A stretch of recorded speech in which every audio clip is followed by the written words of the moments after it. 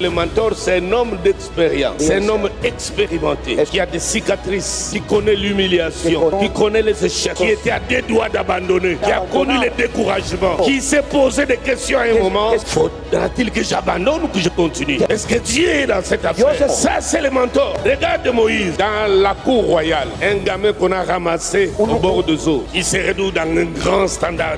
Aujourd'hui, on dirait, il touche même pas la portière de la voiture, quelqu'un l'ouvre pour lui. Gâté, et puis chassé. Il a fui pour vivre des conditions inhumaines, contrastant avec sa vie de luxe. Et c'est ce monsieur qui est venu affronter Pharaon. C'est ce monsieur-là qui est à la tête de plus de 3 millions de personnes, qui a affronté les Madianites, les Amoréens, avec ses deux mains levées. C'est le même monsieur qui va au sommet de la montagne, qui dit à Josué, suis-moi, attends-moi ici, moi j'avance. C'est le même monsieur qui frappe les bâtons sur les rochers. Voilà ce genre de mentor qui prend quelqu'un en charge. Pose la question à l'apôtre Léopold, il te dira comment il a passé 2 ans avec un seul pantalon. Pose la question à l'apôtre Léopold, il te dira comment il a passé 30 jours de jeûne à l'eau, 24 jours de jeûne, 20 jours de jeûne, 12 jours de jeûne, et le corps commence à dégager l'odeur du cadavre. Malgré cela, aucun progrès dans le ministère. Pose la question à l'apôtre Léopold, il te dira comment il dormait dans une maison trouée,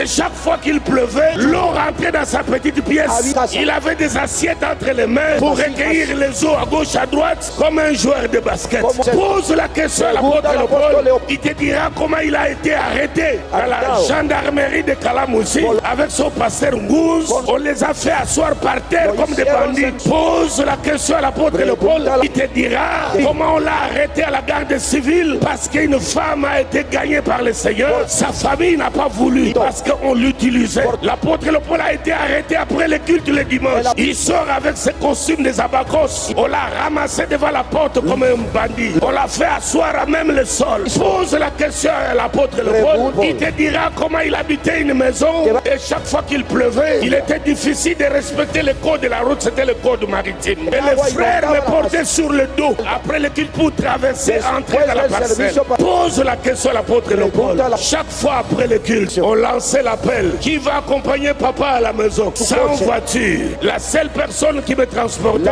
avec sa vieille voiture, on tombait en panne 4 fois. J'arrivais à la maison à 2 h du matin. Personne ne peut supporter un tel apôtre Léopold. Personne ne peut dire qu'il est fils d'un tel homme. Aujourd'hui, tout le monde veut devenir fils de l'apôtre à cause de la gloire. Alors reste là, reste silencieux. Je dois te montrer des choses parce que le chemin que tu as emprunté, c'est un chemin long et plein d'embûches. Moi, je suis déjà rentré là-bas. Je sais comment ça se passe.